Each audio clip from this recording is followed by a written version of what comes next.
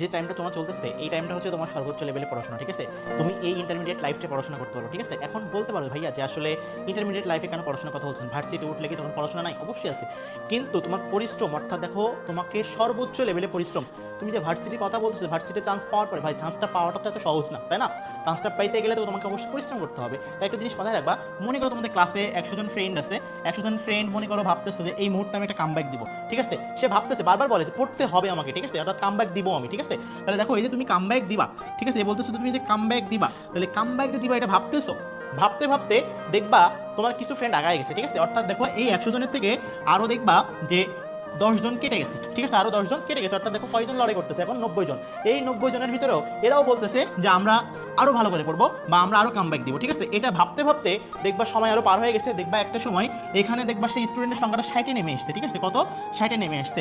এখন তুমি ভাবো, এখন তুমি ভাবো যে তুমি আসলে এইখানে কতজন চান্স পাচ্ছে, দেখো ভালো জায়গায় পড়বে 60 জন, তাহলে আউট হয়েছে কতজন? 40 জন। তাহলে এখন তুমি ভাবো তুমি এই 40 জনের ভিতরে যাবা নাকি এই 60 জনের ভিতরে যাবা, এই সিদ্ধান্তটা তোমাকে নিতে হবে।